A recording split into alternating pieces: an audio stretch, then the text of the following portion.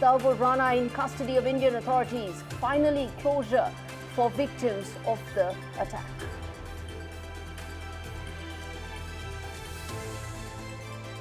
Trump administration doubles down on its crackdown on legal immigrants as social media accounts are mined and year-old minor offences are picked up as possible grounds for deportations and visa denials.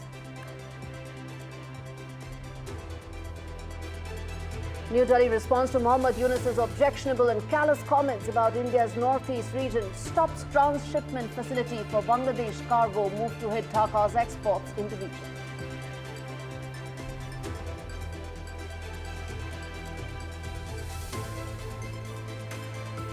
And irreparable damage has been done to the US economy under Trump's tariff flip-flop, opines the Atlantic's managing editor Bhumika Turu. Top voice on India Sense this week.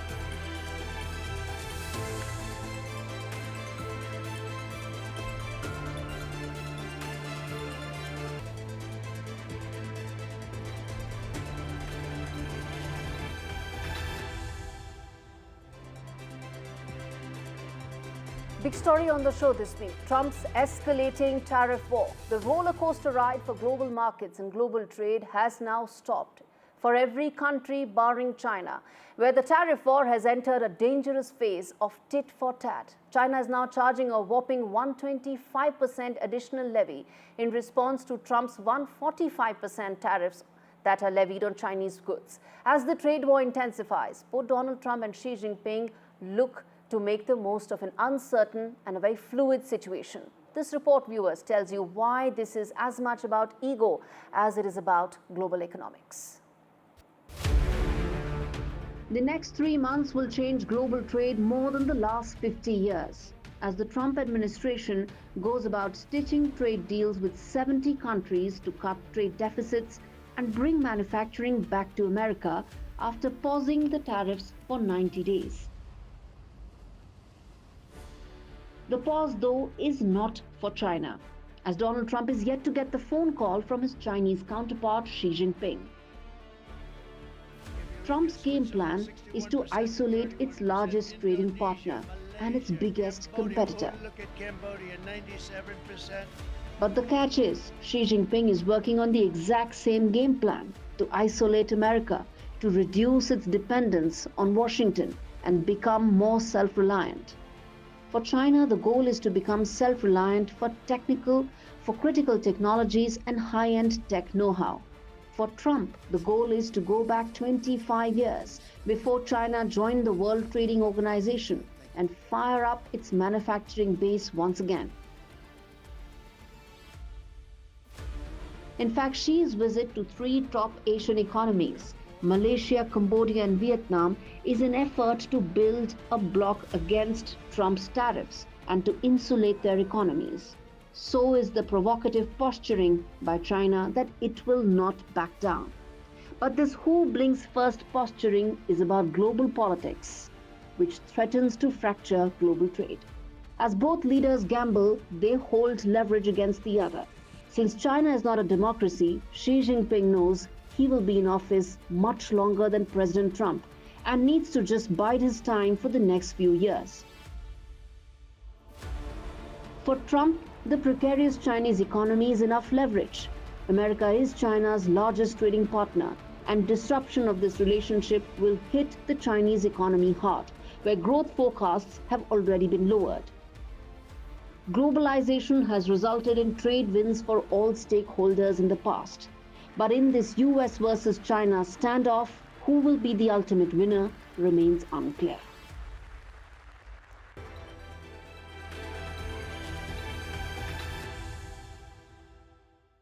Well, like all trade, all standoffs, all tensions, an interlocutor plays the crucial role of calming tensions. But the biggest casualty of Trump's trade war has been the trust deficit, which has left no country in a possible position to act as a trusted mediator between the US and China. Worse still, for both Xi Jinping and Donald Trump, it makes perfect political sense to continue this trade war, which may become worse than the 2017 one, as both leaders have learned from those experiences and are possibly playing on brinkmanship. And viewers, to talk more on this, I'm now joined by Bhumika Tharoor, who is editor at The Atlantic, to talk about what this means in terms of the tariff war that's underway. Bhumika, let me start by asking you, the fact that tariffs have roiled the market, trade war between the world's largest and second largest economies has only worsened.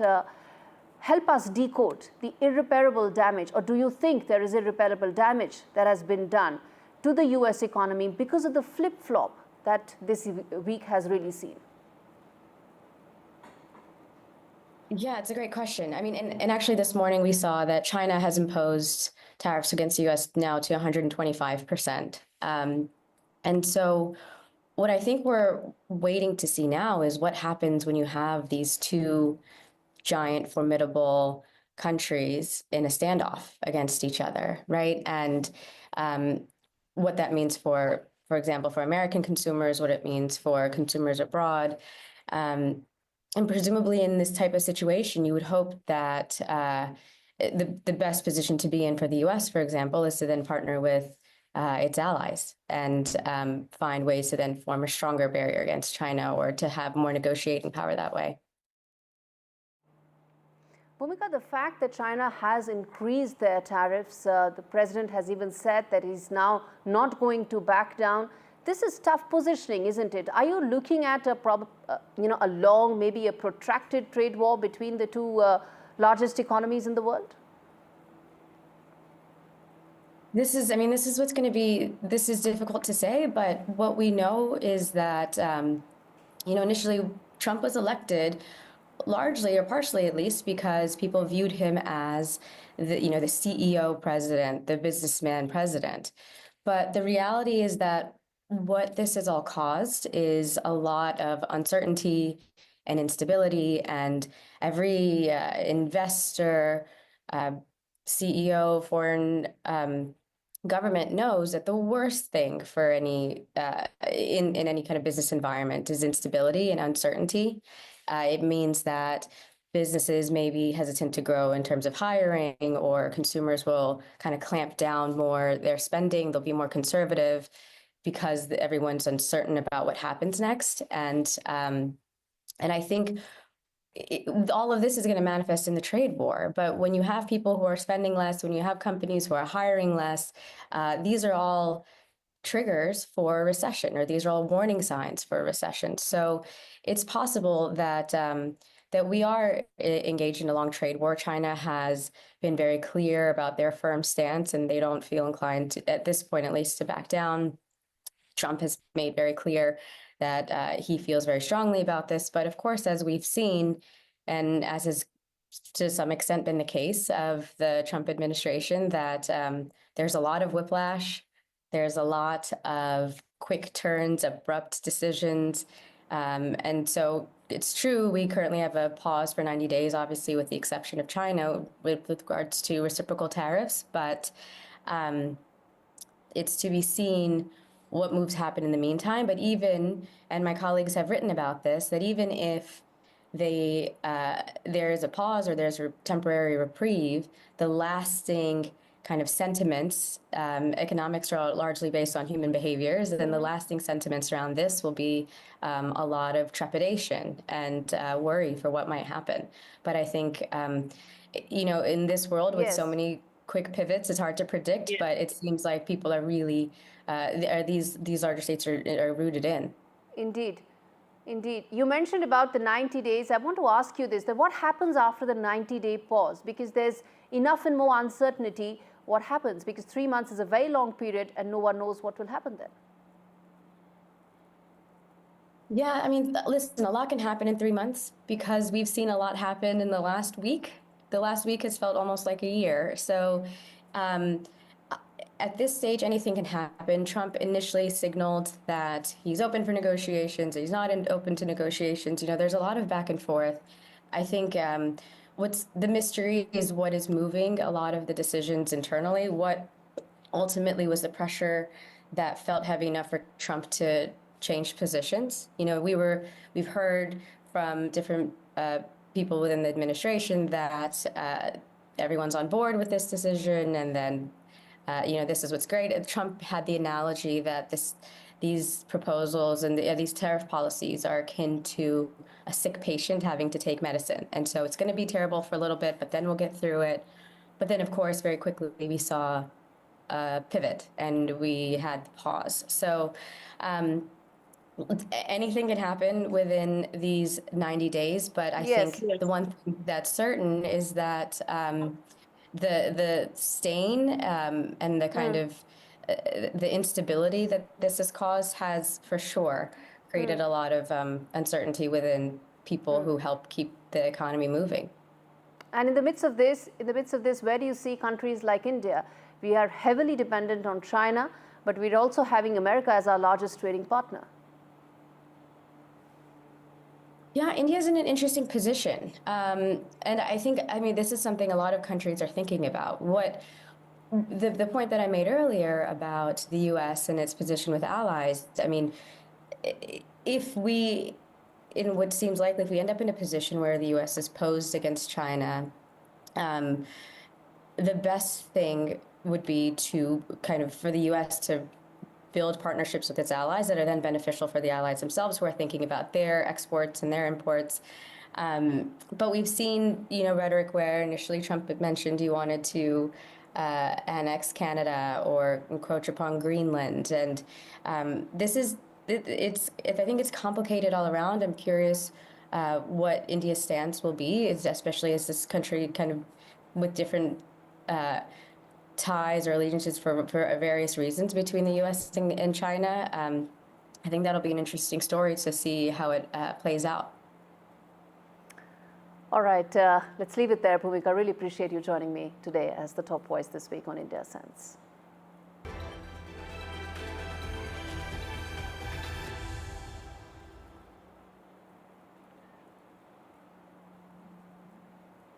The first wide-angle story on the show. Tahawwur Rana, the man who played a key role in orchestrating the horrific Mumbai attacks of 2008, is finally in India under the heavy cloak of law and order.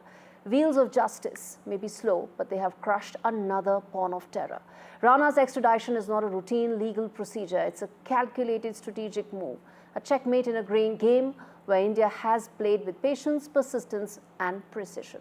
He's not just another accused, he's a symbol. His presence in India's custody is a chilling reminder to those lurking across the border, funding chaos from comfort zones in the West, that there is no sanctuary permanent enough to shield them forever. For anti-India elements plotting from afar, whether nestled in the neighborhoods of Toronto or hiding behind advocacy groups in Chicago, this is your warning shot. The message is clear. The long arm of Indian justice will reach you, no matter how many legal smokescreens you hide behind. The net is tightening. This move also underscores a diplomatic masterstroke. New Delhi has shown that it can not only hold the moral high ground, but also pull off complex international maneuvers. And now with Rana in the NIA's grip, the real story begins. One of interrogation and revelation. The walls are closing in, the safe havens are shrinking. This is India telling the world, we do not forget, we do not forgive, and we most certainly do not stop. All right, on that note, step into a very short break. Come back on the other side, talk more about the visa agony and possible deportations that hundreds of students in America are facing. We come back and talk more of that. Stay with us.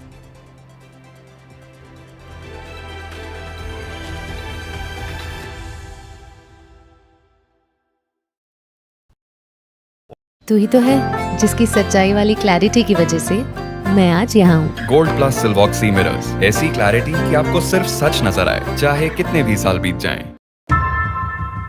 How often have you turned away from debates that descend into endless fights? We bring you a show where every question is answered, where every debate finds its resolution, where every story finds its conclusion, where opinions collide but facts prevail, where stories unfold with insights and trust. When the noise ends, the last word begins.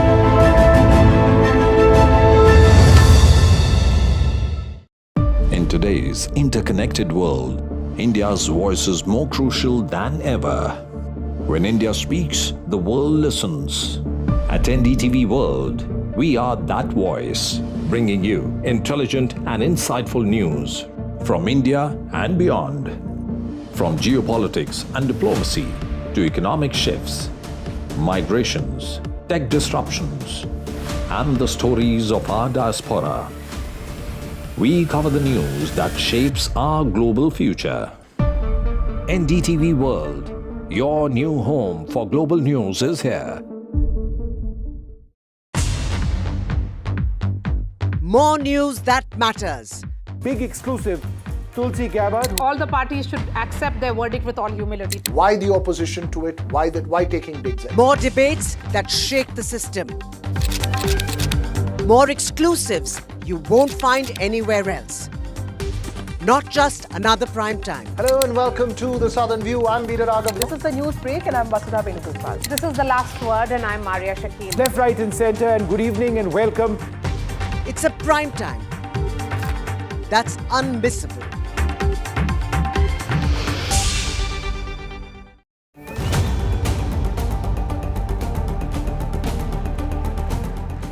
From Tariff war roller coaster, will Xi Jinping take the phone call bait? Mohammad Yunus cosies up to Beijing. Bangladesh businesses pay.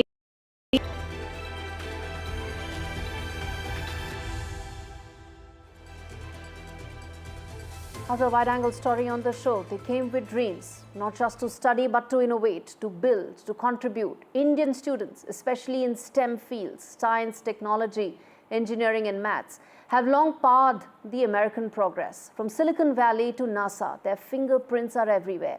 But now a quiet storm is forcing many to pack their bags and leave. I feel very scared. I really came here to study. Unprecedented things done by this Republican government. We need to stand up when things like this happen because otherwise they'll keep happening. In recent weeks, many Indian students have received shocking notices. Their student visas have been cancelled. Reason? Not terrorism, not national security, but petty issues like changing lanes without signalling, a dropped shoplifting charge, or even a 10-year-old incident that was flagged at the airport. Not guilty, yet treated as though they are. AI-driven monitoring, remnants of Trump-era immigration crackdowns, and sudden national security interpretations have turned academic institutions into pressure cookers for international students. More than 80 universities have been impacted. Students from top schools with spotless academic creds now face deportation, often without recourse or a clear explanation, and the consequences go beyond individual careers. In fact, Secretary of State Marco Rubio said last month the State Department under his direction has revoked more than 300 visas. Most of them are student visas. Indian STEM students, as I said, are the backbone of American innovation. If this exodus continues, the US could lose decades of future scientists, coders, doctors, entrepreneurs. Experts warn it may set the country back in both tech and research. Now, viewers, what can students do in such a situation? They need to know the exact reason for their visa issue. They need to reach out to their international student services. They may help with appeals. Hire a qualified immigration attorney, students, if you are in the midst of this. That could make the big difference. Apply for reinstatement using Form I-539 if you're eligible. Stay calm and inform, most importantly.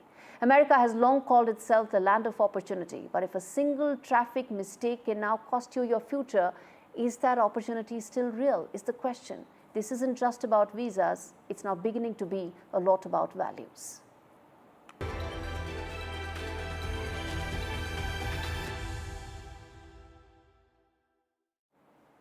Inside story on the show. Is it national security or is it theatrics? Trump's push for a Golden Dome missile shield has the entire US defense contractor industry wait in anticipation.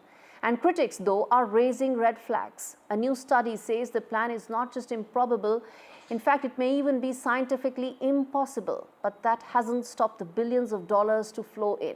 This report tells you what's exactly the fuss all about. My focus is on building the most powerful military of the future. Golden Dome missile defense shield to protect our homeland all made in the USA. It's the biggest idea no one believes can work, and the price tag is just as massive. Golden Dome missile defense shield to protect. President Trump's so-called Golden Dome is a sweeping missile defense fantasy that would stretch from sea to shining sea. Its promise to shoot down everything from nukes to hypersonics. But critics say it's chasing shadows with dollar signs. We have a missile launch detection. Confirmed. We have missile warning. Continuous tracking confirmed. Interceptor launch. Interceptor onboard targeting active.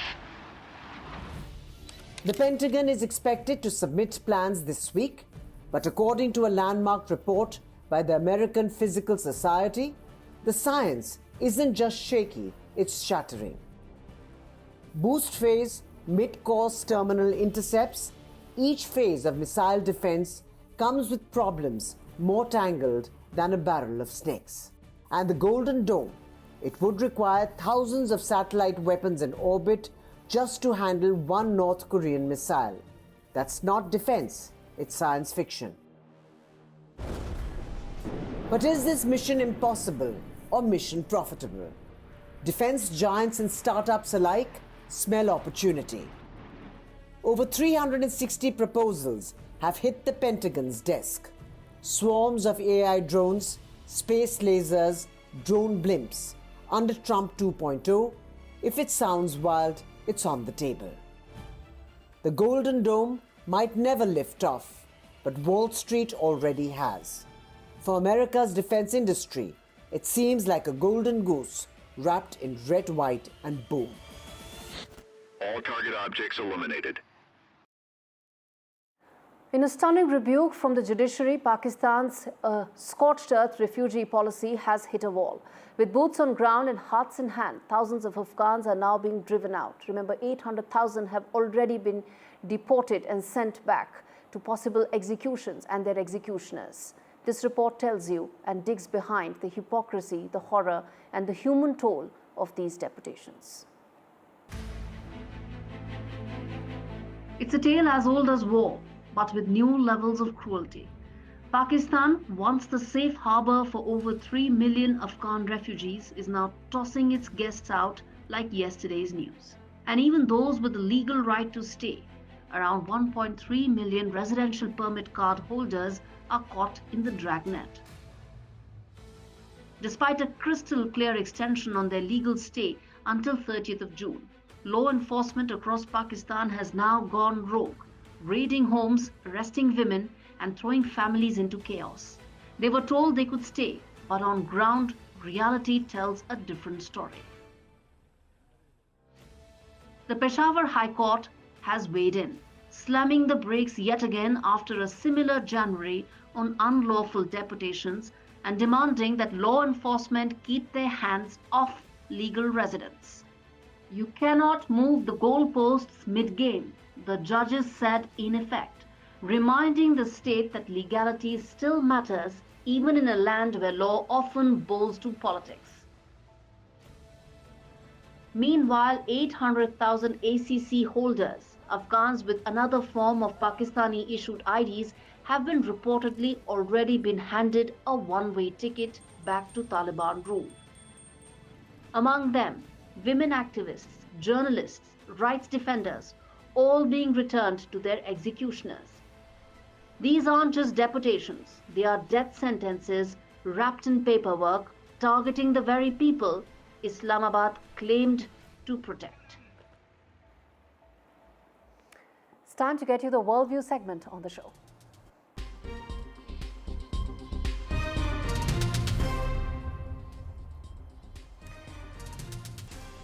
They say lose lips, sink ships, and this time it's not metaphorical. Bangladesh's interim chief advisor Mohammad Yunus shot from the hip in Beijing, dubbing Dhaka the only guardian of the ocean for northeast India. Delhi has fired back without much delay and not with words. India shut the gates on a vital trade artery.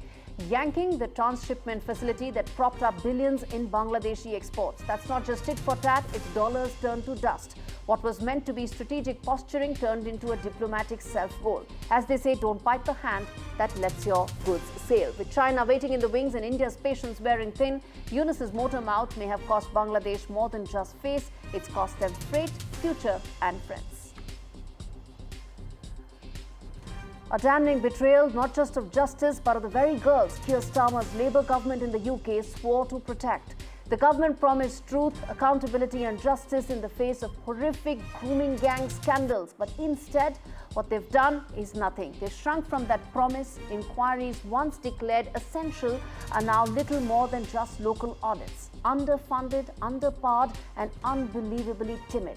The decision to sideline full inquiries reeks of cowardice and political calculation, not compassion. Why? Because the alleged abusers are predominantly from Pakistani Muslim backgrounds, and Labour, terrified of offending key voter blocs, has chosen appeasement over justice. This is abandonment of the worst kind, where justice has been left aside. Well, justice doesn't get scheduled around election optics, but that is what is the case here in the UK under Keir Starmer's government.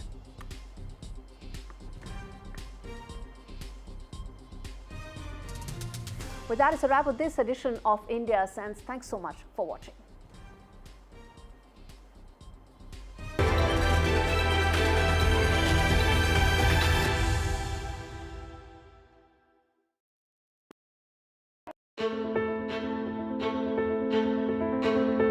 News is not just headlines. It is what impacts you. And news should never be mistaken for noise. What matters is the reality. Accurate, in-depth, and with the right perspective. For over 20 years, I have been a journalist, and never has clarity mattered more than now.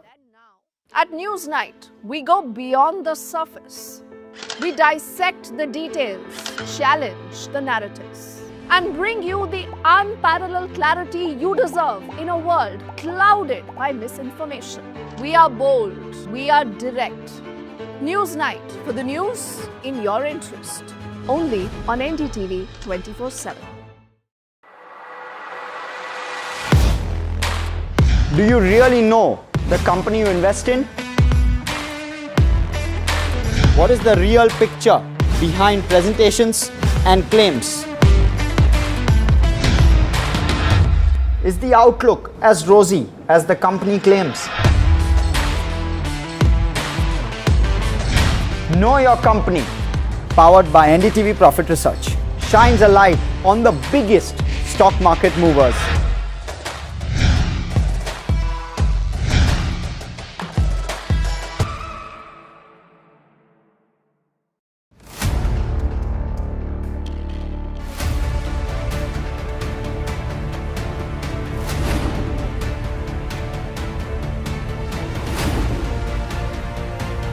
He sold most of his stock, 80%, as on that date. We have requested the management to come and speak to us. They asked us, what questions will you ask? We've sent it to them. They don't want to answer it, so then let's put it to our viewers as well. 7 key questions, right? How is it that 2,000 crore goes unnoticed by all of these auditors? Is seeking more information on the trades and the all the transaction which has happened from the exchanges, both NSE and BSE. The Reserve Bank of India's supervisory officers, they are seeking compliance reports on their foreign currency borrowings by these banks. The DSS is actively engaging with the Reserve Bank of India to sort of ensure.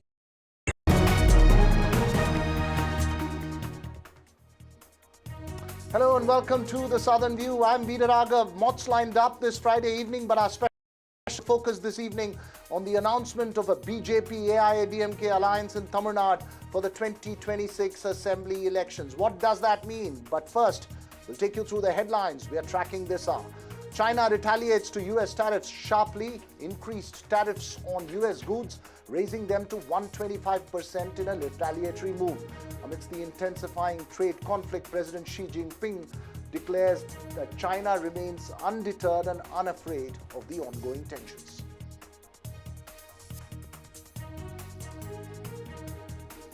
The decade-old Karnataka socio-economic survey report is tabled before the state cabinet but has not discussed. A special session on the 17th to discuss it, but observers ask if it still matters.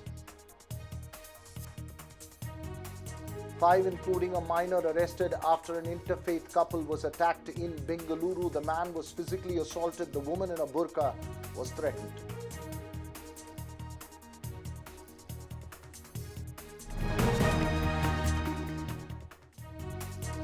Well, first up this evening, the big political story from Tamil Nadu. It's been on the cards for weeks now and was finally announced by Home Minister Amit Shah in Chennai.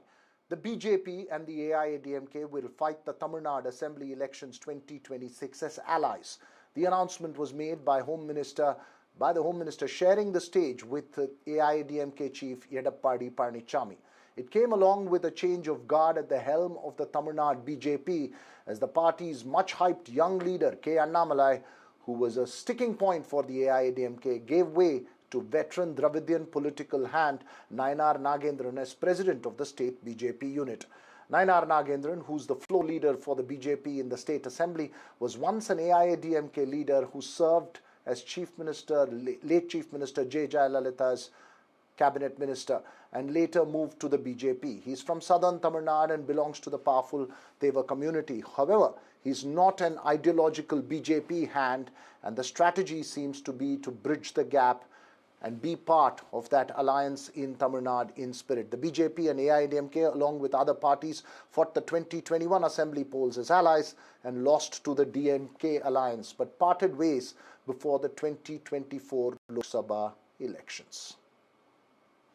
आज AIADMK और Bharatiya Janata party के नेताओं ने मिलकर तय किया है कि आने वाला तमिलनाडु विधानसभा चुनाव AIADMK, भारतीय जनता पार्टी और सभी साथी दल मिलकर NDA के नाते लड़ेंगे।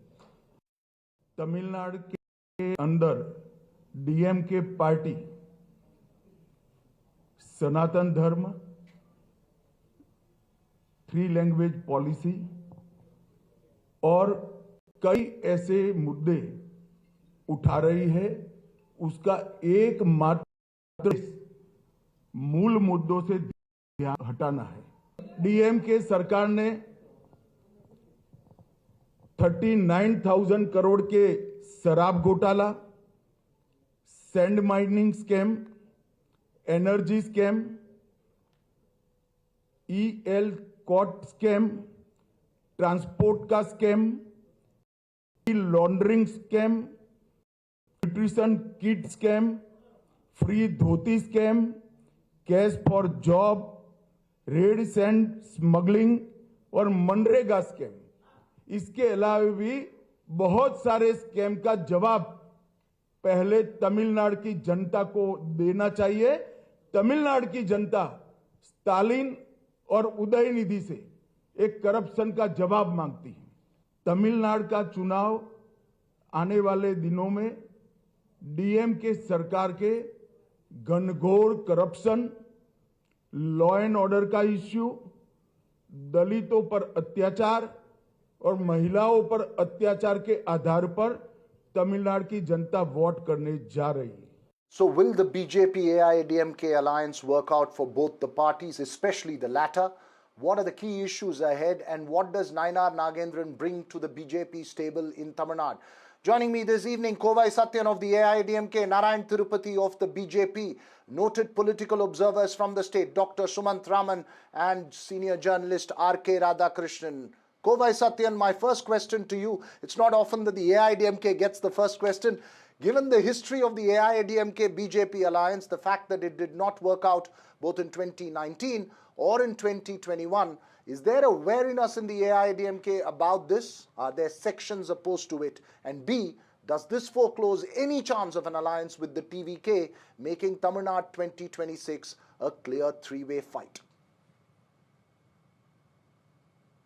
So this is a starting point to answer DMK's false propaganda that AIDMK party is an untouchable by other parties, other regional parties. So I think that speculation and false narrative is busted with today's announcement of association and alliance with BJP. And the most prominent thing is AIADMK will lead the alliance as far as Tamil Nadu is concerned for the upcoming elections is a clear message. And Mr. EPS, our leader, is in the driver's seat. And with respect to the other questions of the rebels and traitors of AIADMK, BJP Amit Shah clearly said that it is up to our leader EPS to take a call, which means that whatever false, fake narratives and speculations that were going around for years in Tamil Nadu with respect to AIDMK and damaging the name and fame of AIDMK is put to rest. Now, moving forward, the biggest challenge is DMK's high anti-incumbency, and they are scrambling for a narrative to suit 2026 in the name of devolutions, in the name of finance, in the name of state rights. These all will be busted once BJP jumps into the force. Anything they points towards the center, it will be busted with facts and merits, wherein on the ground, it will be the promises made in 2021 and how it has failed and the miserable state of affairs and the failure of this governance will be taken forward by AIDMK. Last but not the least, a cherry on the icing will be the ally parties of DMK when they start turning their chances and shift towards moving towards AIADMK. The internal rift between the brother and sister will exuberate in days to come, and DMK will not have it as an easy going way forward. It is not going to be the game of DMK. It is AIADMK all the way for 2026. On that note, let me go to the BJP spokesperson on the panel, Narayan Tirupati. Mr. Tirupati, is this a realization for the BJP that an independent identity in Tamil Nadu is unviable electorally, and without the AIADMK, the BJP could prove electorally completely irrelevant? No. See, BJP has been contesting elections not now. It's from 1980. So you can't see each and every election has got its own situations.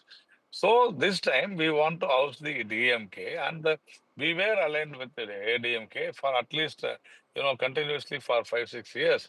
But unfortunately, last time during the parliament elections, for various reasons, we contested alone. So we are a political party; they are a political party. Now our goal is one: to oust the DMK, to get the DMK out of power.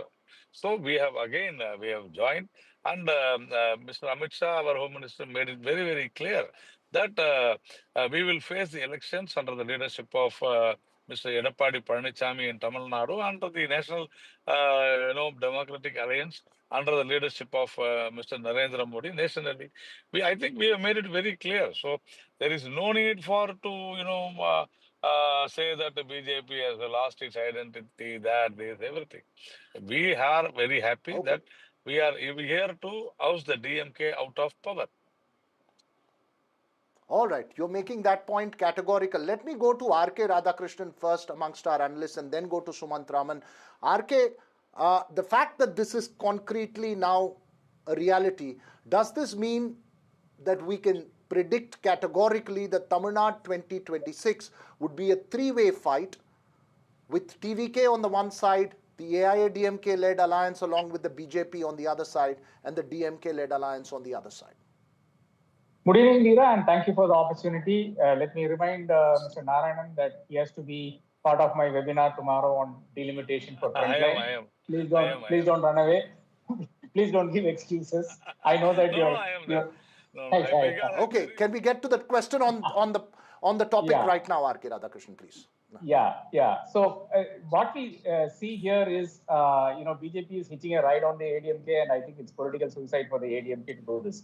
It is, of course, it's a three-way fight. Obviously, any which way it would have been a three-way fight. If you take a DMK alliance, there would have been an ADMK alliance. There would have been a BJP alliance in case that BJP did not form an alliance with the ADMK. And if that was the case, then obviously TVK, that is Vijay's party, would have moved gravitated towards the ADMK. Three-way fight, it doesn't matter at all. But Let us just look at history. We've seen 2006 when the BJP won a few seats in the Tamil Nadu Assembly. It was because it was an alliance with the DMK. In 2021, the next time that it won seats in the Tamil Nadu Assembly, it was again in the alliance in an alliance with the AIDMK. So it's very clear that the BJP does not have the pull to win a few seats in Tamil Nadu. It can only win in the in an alliance. Of course, you can extend this and say that okay, DMK is an alliance. Why do you not extend this logic to the DMK or the ADMK, which is always an alliance, barring 2016? But we all know that the ADMK and DMK vote base in Tamil Nadu is far, far higher than that of the BJP or any other political party. So who gains from this? The BJP gains from this. Who loses from this? The minority votes will obviously go to the other political parties. They will look for options. Maybe Congress and DMK, we don't know at this point, but possibly DMK and Congress, because even last week the work bill, we saw that this may not be the right time to actually have an alliance between the BJP and ADMK, especially at the time the ADMK is very, very well wooing the minority community with a series of outreach and all of that. So my take on this whole thing is that I think it is too early to have entered into an alliance, but of course it gives time to gel and all of that. The only demand that the ADMK placed is that you have to remove the state president. That has been met, and I think that forms the basis for the alliance, and that is a very, very weak basis for an alliance. All right, that's an important point, and I'll take that to Sumant Raman. Sumant Raman, one of the sticking points was both about the caste combination as well as the sense of who is going to be leading that alliance. As Kovai Satyan started off, he said in Tamil Nadu it's categorical now that the AIDMK will be leading this alliance. Given that this alliance has been struck, what do you believe are going to be the key challenges as you go ahead? Because some of the issues that the DMK has raised are against the BJP and the central government, where the AIDMK has sided with the same position that the DMK has taken. So it would require a little bit of deft handling and a lot of maneuvering between the both sides. Yes, and I think that's where the Home Minister actually spoke about the common minimum program. So clearly they will have to come up with a common minimum program at some point of time. Sooner they do, the better, because they'll have to. These issues will be raised by the DMK on a consistent basis now. What is your stand on delimitation? What is your stand on 3-language, 2-language formula? What is your stand on NEET? So the AIDMK will have to defend itself. So I think that a common minimum program makes a lot of sense. But having said that, I think this is a logical necessity for both parties. I mean, people are looking at it as if it's something which both of them desperately wanted to do. They have to do it. They have no choice to make 2026 a competitive, tough election for the DMK alliance. This alliance between the AIDMK and the BJP was absolutely essential. Otherwise, it would have been a virtual walkover, because Vijay is a completely untested quantity. Whether he is going to get 5% vote or 10% vote or 20% vote, nobody knows. So I think the issue of wooing minorities does not arise. AIDMK is not going to get the minority vote, even if, even hypothetically, if all the senior leadership converted and became minorities themselves, they would still have not got the minority vote in Tamil Nadu. So there is no logical reason for them to continue to sort of keep the BJP away, saying, in one fine day or not so fine day, the minorities vote, some portion of it will come. So I think that this is a pragmatic alliance. It is a necessary alliance. It is at this point of time not a guaranteed winner. We've still got 11 months to go. They will need to bring on board PMK. They'll probably need to bring on board the NTK as well. And if they do that successfully, and there is no sniping, the way there was when Mr. Annamalai was the BJP president, where he was continuously sniping at the AIDMK leadership, then they would really have a chance to defeat the DMK alliance in 2026. But there are a lot of ifs on the way. Let's see how things play out.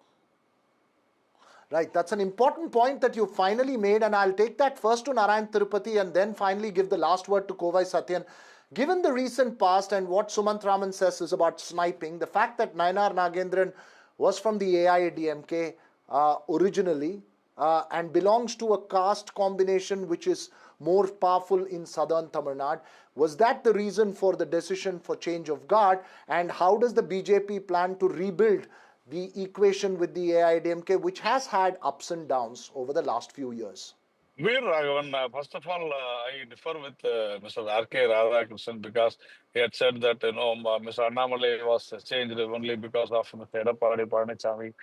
I don't think that is right because I am not surprised Mr. Radhakrishnan says that because I am not surprised Mr. Radhakrishnan says that because he is used to DMK and other parties in Tamil Nadu who have their leaders, only one leader. So they go by that, and BJP is a democratic party, changes their presidents every 3 years, right from the mandal level to district to the state and also the national level. So it is a regular routine for us to have a president every 3 years. Absolutely no problem. As far as Mr. Nainar Nagan is concerned, he has got a rich, political history. He has got definitely, he has got his own credentials in southern part of Tamil Nadu, and he's a very soft-spoken person and also very active personality, a decent gentleman who will be a very big asset to the party. So our equations with AIDMK will be very well because Mr. Amit Shah had very clearly said today that Mr. Edappadi Palanichami will be the leader for the NDA here. In his head, we will be facing the election. So I think it will be very cordial. Whenever we had alliance with AIDMK, the alliance had been intact, and we have definitely tasted success. So this time also it will be the same. All right, you've said it will be the same. Kovai Satyan, last word to you. What would be the key challenges for the AIDMK in negating issues where you've taken a stand with the DMK, both inside the house and outside, whether it is delimitation, whether it is the NEP, and having an alliance with the BJP at the same time, going to the electorate? What would be the key challenges? I make it very clear, the ideology of AIDMK and BJP are not the same. But there is a CMP in place. What is a CMP? The point number one is there is a dynasty in the name of democracy in Tamil Nadu. In BJP terms, it is called Parivarvad. So we have to fight that Parivarvad. And there is a second thing called Gotala, the corruption. The list of corruptions as read out by Amit Shah, that is there. It is one family which is swindling each and every penny meant to be for the welfare of the state and the people of Tamil Nadu. That's there. There has to be differences of opinion that will be healthier for Tamil Nadu, but AIDMK has never compromised when it comes to people of Tamil Nadu, and we have never changed our stand with respect to language, with respect to NEP, or with respect to work.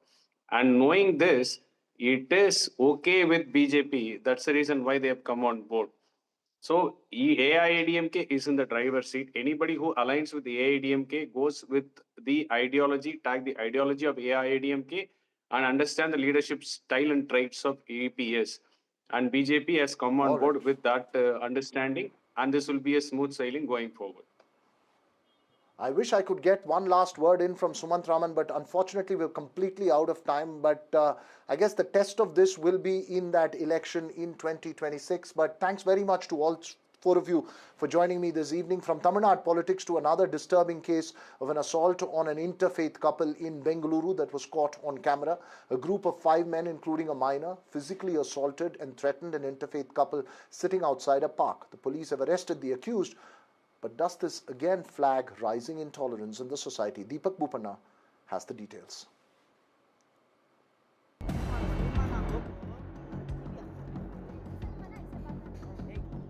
In another case of assault on an interfaith couple, a young man was attacked and abused by 5 men when he was found sitting outside a park on his bike with a girl from a different faith.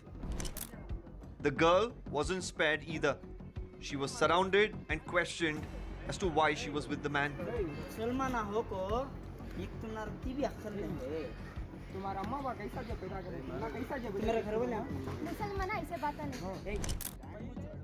The police have now arrested 5 accused in the case, including a minor. Despite the physical assault being caught on camera, the police claim this was no violent incident.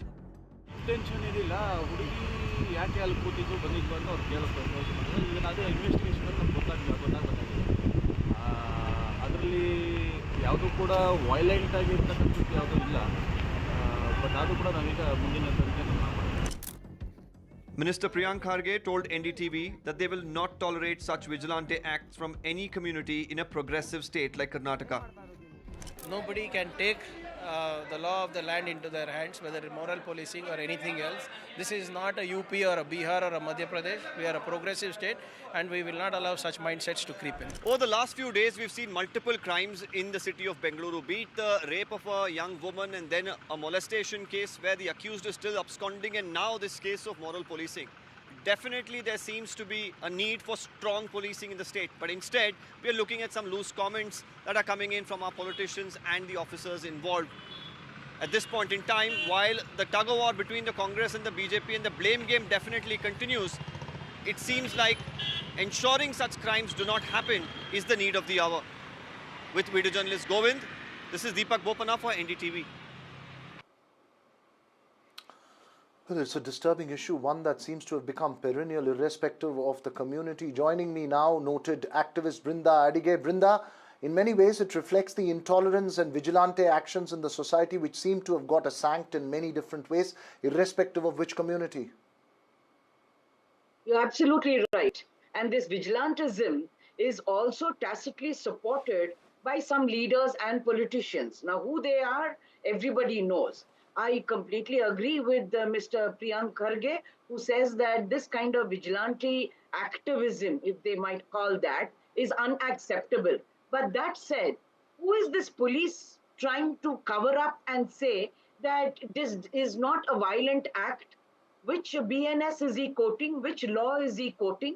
Is there any kind of a section that says this is a violent act and so you can register an FIR, but this is not violent? So when police speak the language that absolves perpetrators and vigilante groups, that is a bit dangerous, and it is not at all appealing, or neither does it instill confidence in the citizens. It is the job of the police to ensure safety and protection. There is nothing that is charity that they are giving. And if they have been disturbed in a city like Bengaluru, in a state like Karnataka, then it is the job of the police. And if they have not done it, then I think it is time for somebody to register dereliction of duty. He cannot be sitting and weighing intensities of what is violent and what is not violent. If those 5 men have surrounded that lady, anything could have happened over there. And you can see, Brinda, as you're speaking, this the pictures, the footage is being played on the screens. It is a violent act in any sense of the word. So I would completely agree with you. Go on, Brinda. I also want to ask the police, what are you waiting for? Is preventing crime not one of your primary objectives? Is that not what is written in your citizens' charter? Now they have come and made a complaint. Is it not your responsibility to register the complaint under the sections that are appropriate and get all of these 5-6 vigilante men over there? Who are you supporting? Who are you afraid of? Because I know for sure that this group of people have some political clout and some leaders who are supporting them. But my police cannot be scared and afraid of anybody, because if you are scared and afraid, then who should the citizens go to? This kind of vigilantism is unacceptable. That is what the minister said. But that is not getting translated into action. Is there confidence built? No. So your job is to build that confidence, Brinda. register the case and arrest those fellows. Absolutely, Brinda. Important points that you made there. Thanks very much for joining us here on the Southern View. We'll keep a focus on this case and such cases elsewhere as well. But that's all we have time for. News and updates continue right here on NDTV. Thanks for watching.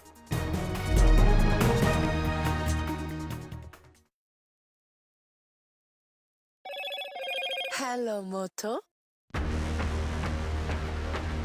Motorola Edge 6T Fusion, India's leading AI smartphone brand.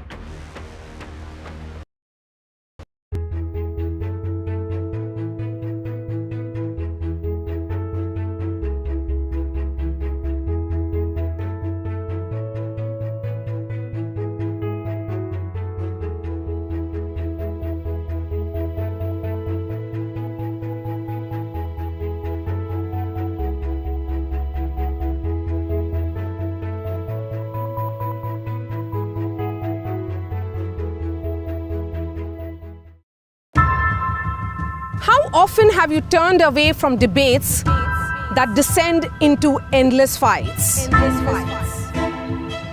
We bring you a show where every question is answered, where every debate finds its resolution, where every story finds its conclusion, where opinions collide but facts prevail, where stories unfold with insights and trust. When the noise ends, the last word begins.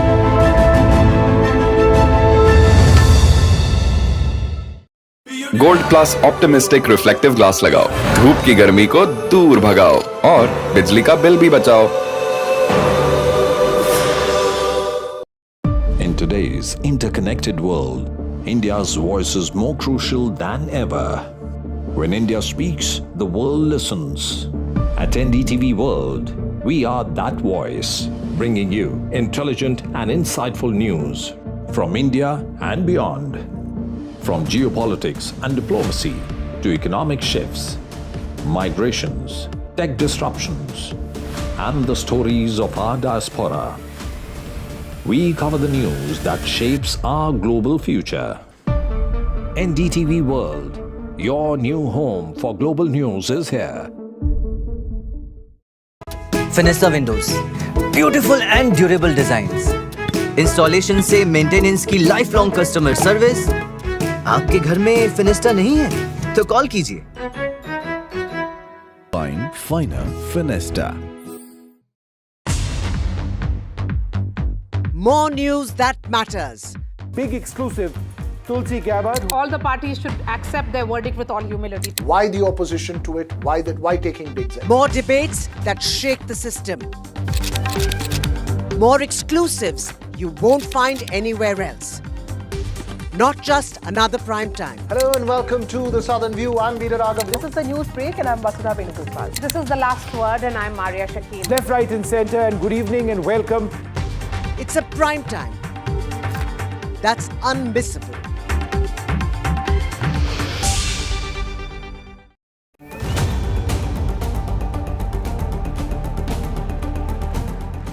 Trump's tariff war roller coaster. Will Xi Jinping take the phone call bait?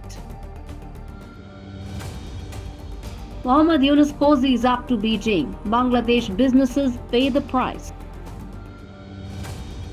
And why are innocent Indians still guilty in Trump's America? All this and more only on India Sense with me, Gauri Dwivedi, at these timings on the NDTV network. News is not just headlines, it is what impacts you. And news should never be mistaken for noise. What matters is the reality. Accurate, in-depth, and with the right perspective. For over 20 years, I have been a journalist, and never has clarity mattered more than now. At Newsnight, we go beyond the surface. We dissect the details, challenge the narratives, and bring you the unparalleled clarity you deserve in a world clouded by misinformation. We are bold, we are direct. Newsnight, for the news in your interest. Only on NDTV 24/7. Do you really know the company you invest in? What is the real picture behind presentations and claims? Is the outlook as rosy as the company claims?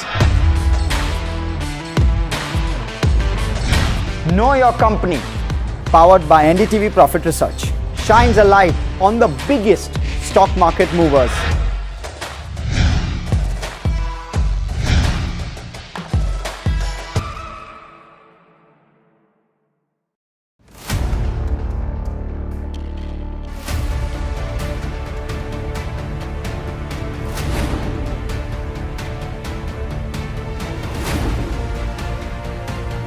He sold most of his stock, 80%.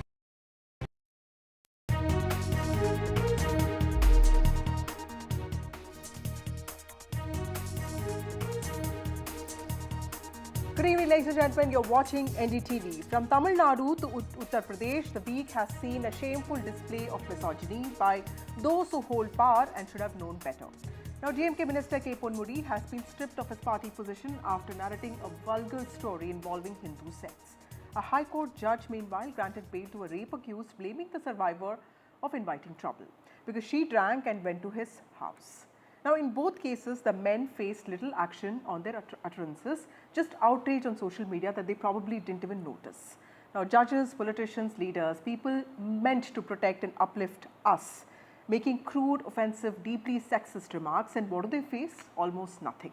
Political parties talk of women's empowerment, but they forget the first rule: respect, not humiliation, not victim blaming, not vulgarity. Tonight we ask, what emboldens such behavior, why is there no accountability, and how long should Indian women keep fighting just for basic dignity in language? That's our debate. Let's get started. First is actor turned politician, BJP politician Khushbu Sundar joining us. Thank you so much, ma'am, for your time, for speaking to NDTV. My first question to you: you've been in politics for some time, and you've also been an actor, and you have experienced, called out misogyny multiple times.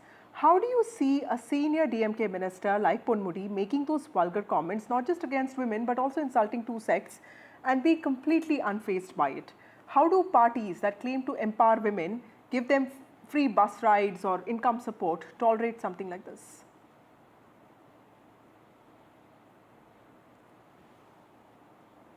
I think these men have been brought up on a misogyny mindset. That is all I can say.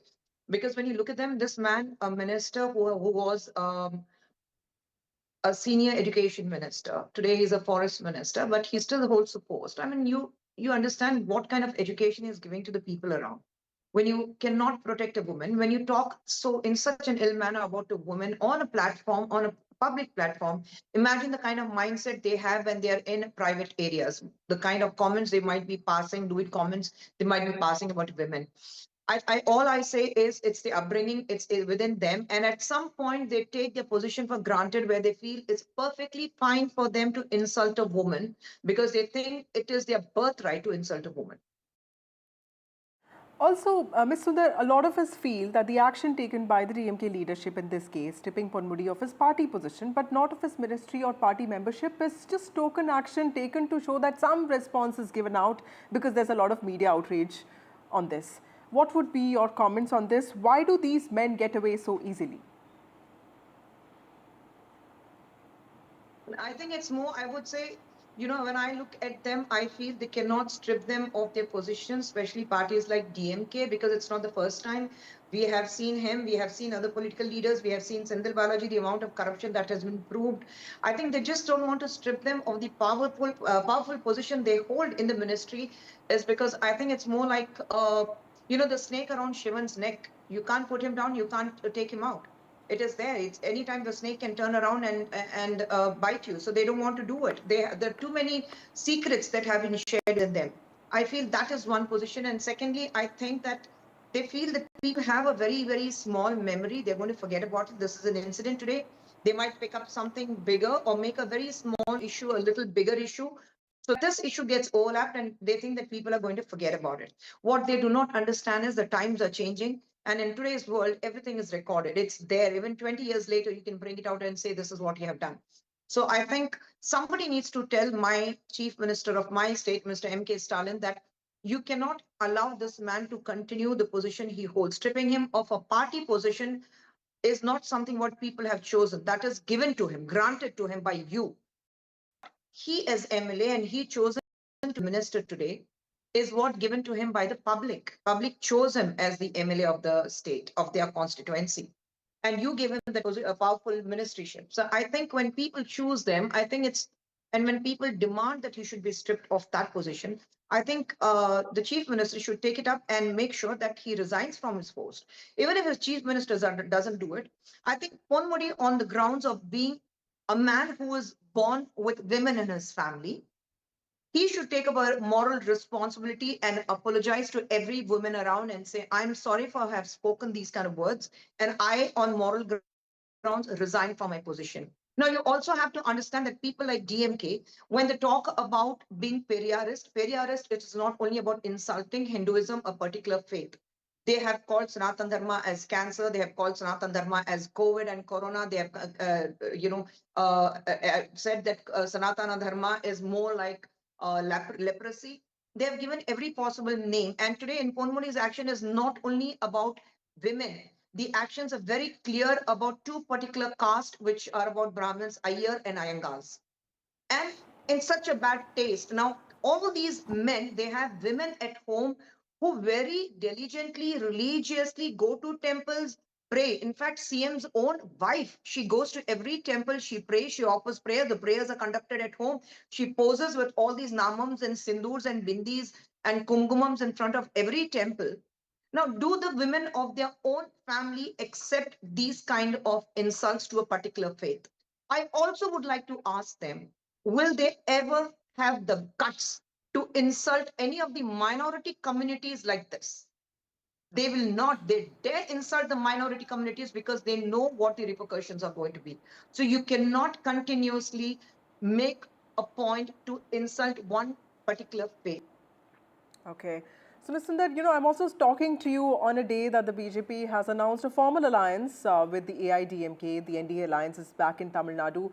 Do you see this alliance, the BJP-AIDMK alliance, posing a tough challenge to the DMK? Yes, I think the alliance of BJP and AIDMK in Tamil Nadu is a very good news. We all have been looking forward to it. And we're excited for the forthcoming elections in 2026. And we need to put a full stop to do it. The DMK, we have to put a full stop to the atrocities, the kind of corruption we see. It is the most debt-ridden state in the country today, with more than 7 lakh crores debts on them. And they have been borrowing right, left, and center, just putting up allegations and accusations. No work is done, no road work is done, nothing is done. Metro is taking its own time. The water clogging has not solved. The basic amenities have not been provided to the people. And the protection of women and children's safety is zero, right at the rock bottom. So I think we have come together to show the people what actually good governance is about, because we have seen with the Prime Minister winning for the third time straight, a hat-trick, creating a history in Indian politics. And we have a very, very acute leadership and very efficient leadership in EPS, sir. We have seen the kind of leadership he has shown when AIDMK was in power. So we coming together is something which is very exciting for us. And we look forward to 2026 election to wipe out DMK. Khushbu Sundar, actor turned politician there, saying that it is Ponmudi himself who needs to resign now. Senior minister who has been stripped of his party position, but of course does not face any other serious action for those vulgar, offensive comments that he made. Also joining us now is Narayan Tirupati of the BJP. We have Khushbu Jain, Advocate Supreme Court, joining us in just a bit. We have Harish Mohammad Ibrahim, political analyst, and we have Kovai Satyan of the AIDMK. To you, Harish Mohammad Ibrahim first. DMK is a party that has often faced charges of disrespecting, humiliating, dishonoring Jayalalitha. There is a huge, vote bank of women in Tamil Nadu. Women who have voted for Jayalalitha in the past, and now with her gone, there was always this question that who is going to address the needs, the aspirations of women. Clearly, a party like this that has space for people like Ponmudi does not really stand the moral ground to speak to women and say that we really respect you, because this clearly shows not just humiliation but complete disrespect. No, the same Dravidian party, the same DMK has brought whatever which has to be in favor of women right from its inception. So by taking one incident in account, you can't go ahead and disregard the entire welfare measures, the measures which has been given to the women empowerment by the DMK. And number two, Mr. Ponmudi's, whatever the speech which has gone out of proportion is unwarranted which is uncalled for, and the DMK government and the ruling DMK party. No, but Harish, what stops the DMK from expelling him? Because, if women were so important to you, you can't say that we give you money every month, we give you free bus rides. So it's okay to speak like this about you, because if the party was really so serious about hurting the sentiment of women, the party could have expelled him. Sudha, you as a journalist, you would know the repercussions of getting down some kind of normalcy by taking out someone's constitutional vote. It has certain criteria should be followed, and due diligence will be followed, is what which we are hearing for. The first thing, a party deputy secretary in that nature which the Ponmudi holds has been removed. That itself tells the whole story that DMK, how sufficient and how efficient they are going to handle this incident, even though it is uncalled for. The DMK is standing with the women of this state, and they are making sure to bring every empowerment policy in favor of women to the state of Tamil Nadu. So you can't take this one particular incident and disregard the entire work which has been done right from its inception from 1960s when the party has been founded on. And the basic principle is women empowerment is what the DMK stands for. At least a basic apology from the minister would have even in some ways, sought to seek to address this issue. But clearly, not just expulsion, not only apology, but a lot of things are missing in this puzzle here. Kovai Satyan, as the most important partner of BJP now, how do you see this? Because your party has been ruled by a female leader for several years. Jayalalitha has also come back to power twice, which is not usual in the state. Does the DMK's utterances, Ponmudi's utterances on women, does it create any social impact? Do you see this having any repercussions on Tamil society? It certainly has. But this is the DNA and this is the ideological beliefs of DMK and their parent body, Dravida Kalagam. Treating women in a derogatory manner, passing lewd remarks on a public rally is not new to DMK. And Ponmudi is not the only guy. If you look at the entire ecosystem of DMK and its members, they go all out. There is one speaker by the name some Shivaji Krishnamurthy. He addresses a public rally. He used to make such derogatory remarks. And he was expelled, temporary expulsion. See, what has happened today is, Stalin was forced to take an action because his sister Kanimoli was the first to condemn it. And knowing that she will take away all the credit, they jumped into action and Stalin rusticates Ponmudi of his deputy chief secretary or whatever the role he is had in the party.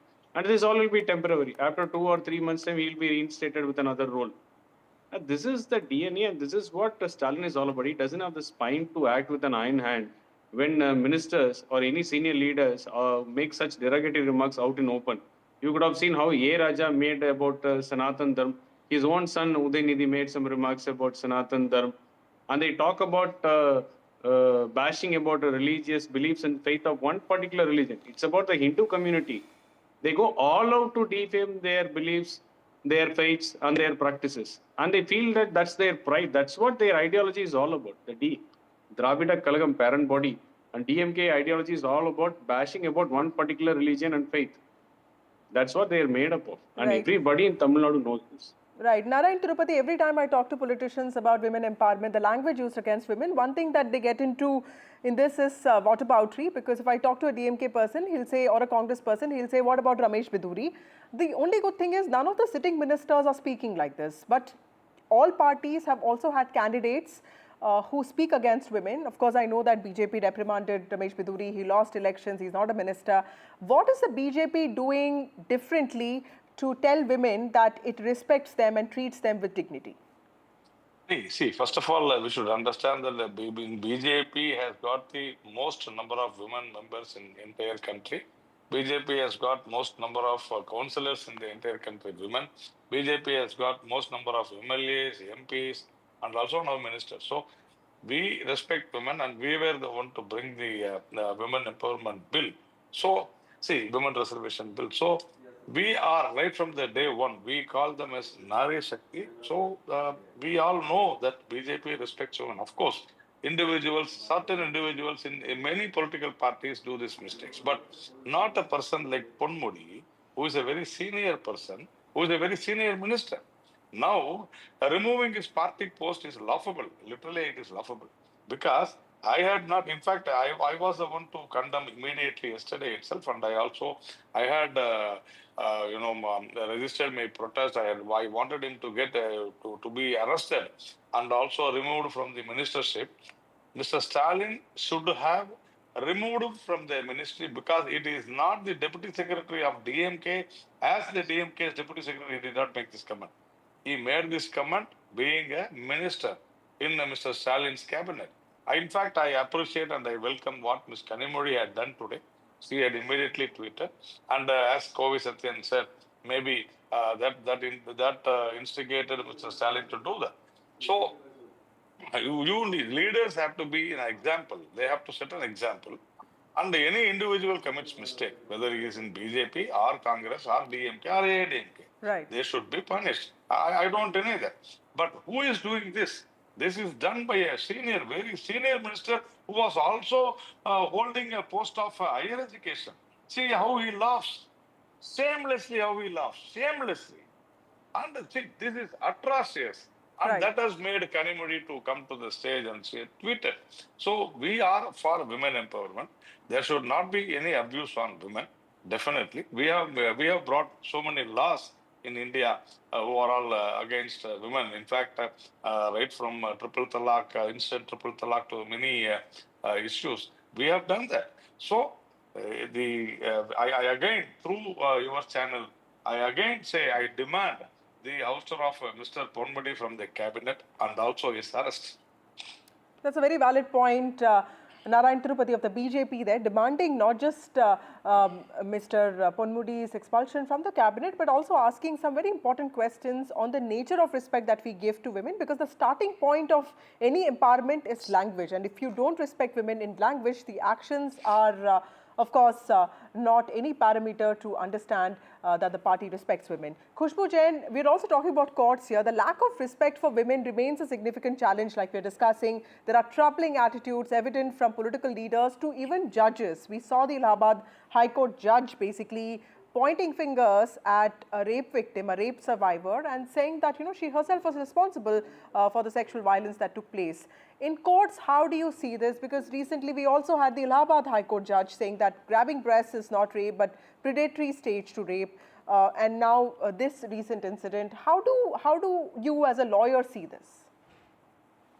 See, Vasudha, this is actually a very chilly situation to have today, that today, the age which we are living in, we are talking about such lewd comments, such misogynist statements coming in, and such kind of violence coming in when it comes to women, when it comes to their treatment, when it comes to their position, when it comes to what kind of power do they have. We kept on talking about, I think every party talks about in their agenda when it comes to women empowerment and things like that, but situation do not change. And coming to your direct question, when it comes to courts, see, anybody who is sitting at a position of power, be it politician, be it courts, they are being looked upon by the society. The society look upon them and society follows.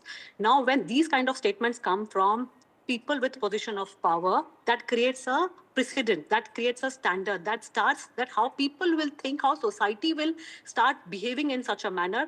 Because when somebody at the power is doing that, it creates that, okay, this is how it has to be and this is how it should be. Coming on the part of when it comes to court, I think making lewd comments or misogynist comments when it comes to women or when it comes to personal comments, I think everybody, including judges, I am way too junior and maybe a lawyer that I should not comment on it. But as a woman, it gives me that power, or it gives me that part that I should say it, that refrain your personal comments when it comes to passing of judgments, when it comes to women. Gone are the days that you have to start talking about those things. That in between part which India has suffered, I think we have to let go of that part and go back to our roots, how India was and right. Culture was when it comes to women and when it comes to respect. And I think these kind of insensitive comments or lewd comments is something which everybody at the power, be it courts, be it politicians, be it influencers, be it celebrities, everybody need to avoid, so that society or people do not follow or make this as a normal. This is not normal.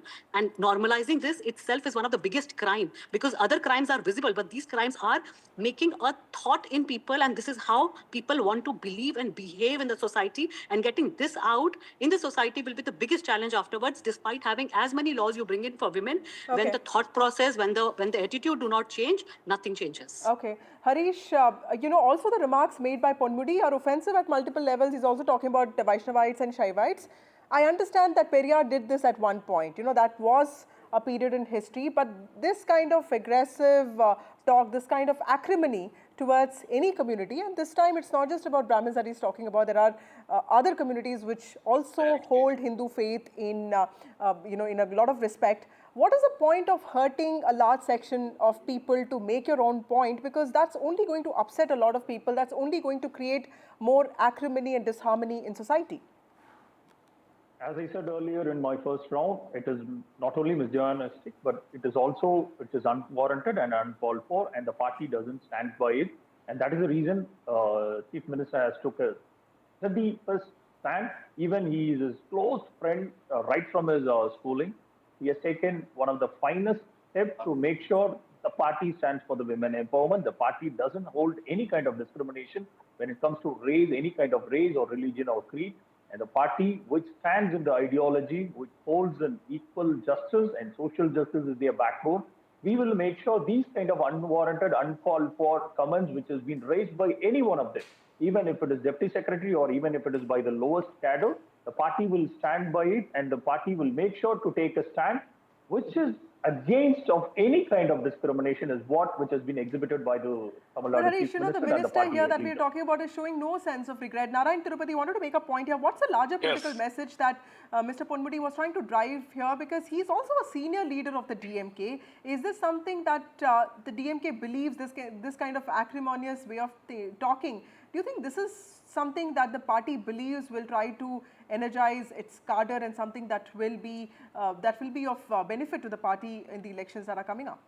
No, but Mr. Ponmudi has been a habitual, abuser of women. So he has been doing this for a long time. My only question is this: as a party president, Mr. Stalin, as a party president, yes, I do accept he removed Mr. Ponmudi as a deputy secretary. I am asking, as a public, as the Chief Minister of Tamil Nadu, is it not your duty to remove the minister who has made this absurd comments? That's what I am asking.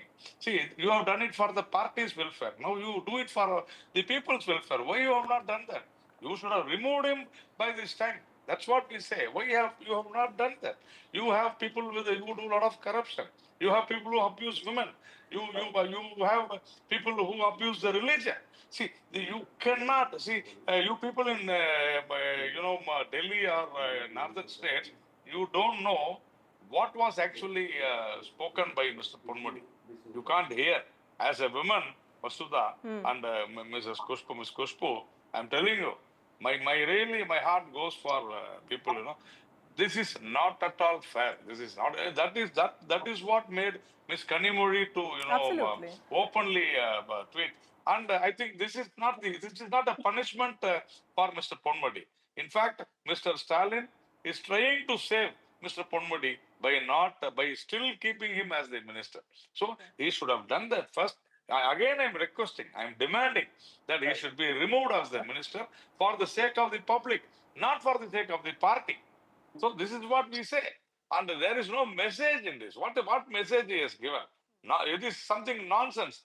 No fool will talk like this. I'm telling you, in this era, no fool will talk like this. Right. I never attack anyone personally, but this is the first time I say that this is foolish on his part, senseless speech, and I'm really sorry. This has happened in our country. This should not happen anymore in our country like this. Right. Thank you so much for joining me on this broadcast. Women have emerged as a significant vote bank in the last few elections in India. Despite that, political speeches of leaders across parties, and this time it's DMK, have consistently displayed an aversion against women. Sometimes it's about their bodies, sometimes it's about their accomplishments, and most often it's about putting them on a trial for not being the ideal woman that a man wants. The good thing here is that there are also clear indications that women are making decisions concerning voting and bridging the gender gap of voter turnout, which is why it's important to call out every incident of misogyny and shame the people who indulge in it, and also political parties who overlook the same. With that, it's a wrap on the show.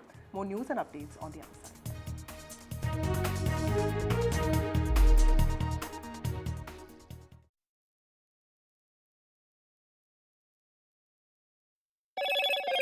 Hello, Moto. Finesta Windows, beautiful and durable designs. Installation से maintenance की lifelong customer service. आपके घर में Finesta नहीं है, तो call कीजिए. Finer Finesta. How often have you turned away from debates that descend into endless fights? We bring you a show where every question is answered, where every debate finds its resolution, where every story finds its conclusion, where opinions collide but facts prevail,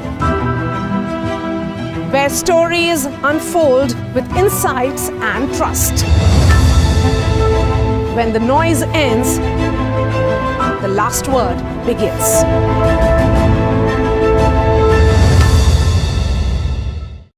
That's huge. That is a biggie. It's out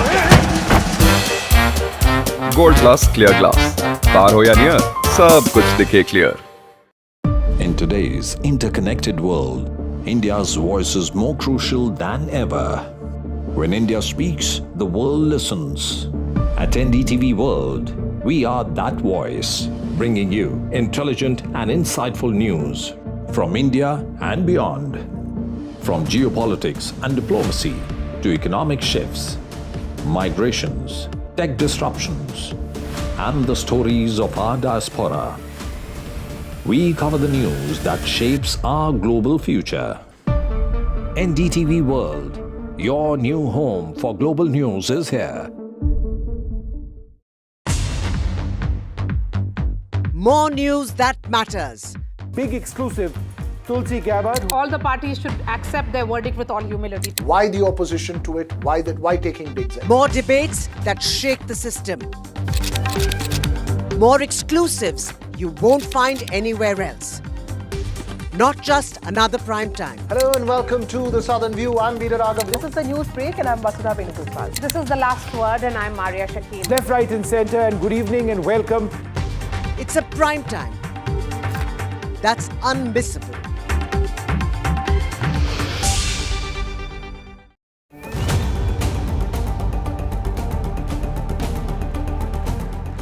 From Tariff war roller coaster, will Xi Jinping take the phone call bait? Mohammad Yunus cosies up to Beijing. Bangladesh businesses pay the price.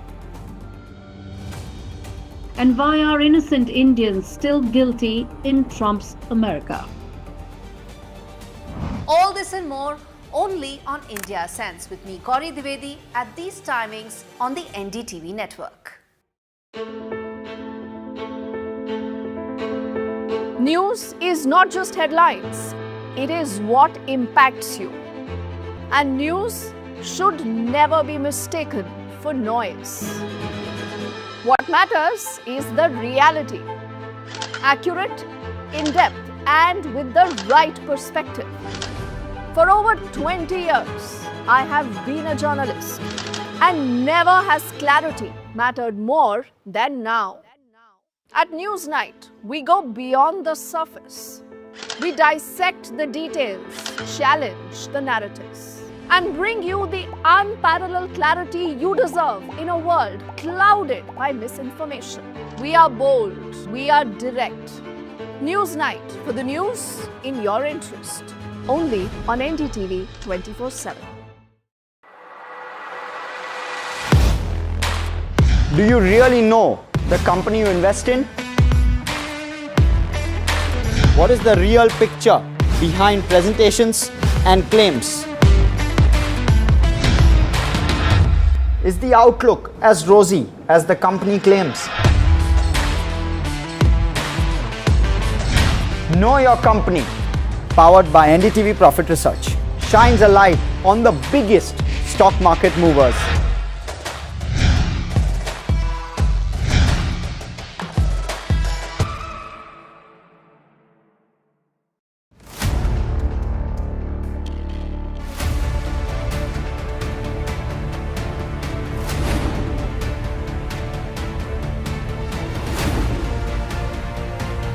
He sold most of his stock, 80%, as on that date. We have requested the management to come and speak to us. They asked us, what questions will you ask? We've sent it to them. They don't want to answer it, so then let's put it to our viewers as well.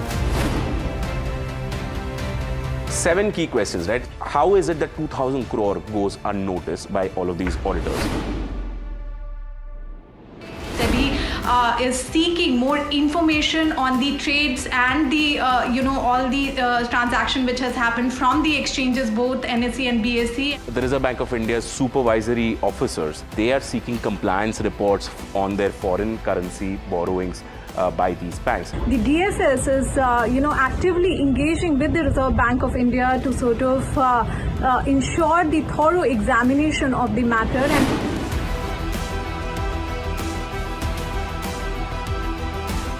And IndusInd Bank, as part of its internal review, had found that certain aspects of its derivatives portfolio was not meeting the standard that was set by the Reserve Bank of India.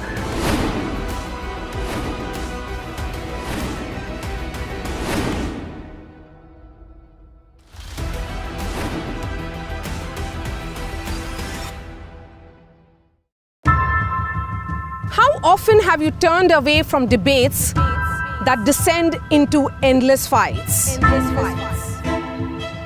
We bring you a show where every question is answered.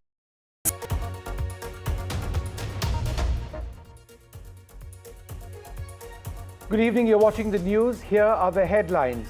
Amit Shah visits Tamil Nadu to bolster the BJP strategy for the 2026 Assembly elections. The BJP and the AIA-DMK will join forces to contest the polls under Edappadi Palaniswamy's leadership. Nayanar Nagendran, a favoured leader, is set to replace K. Annamalai as Tamil Nadu BJP chief.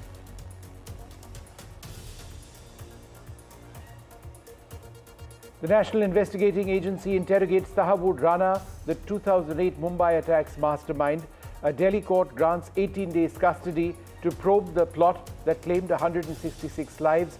Under tight security, a 12-member team will try and uncover Rana's role and Pakistan's links. A horrific case of moral policing in India's IT capital, Bengaluru. An interfaith couple is harassed. 5 people, those on your screen on the right, are arrested.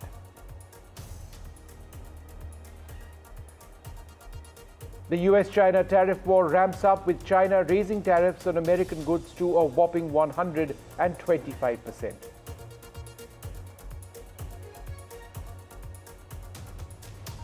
And the Indian Air Force successfully drops the Gaurav long-range glide bomb, which hits its target with pinpoint precision about 100 kilometers away. This is a bomb, not a missile.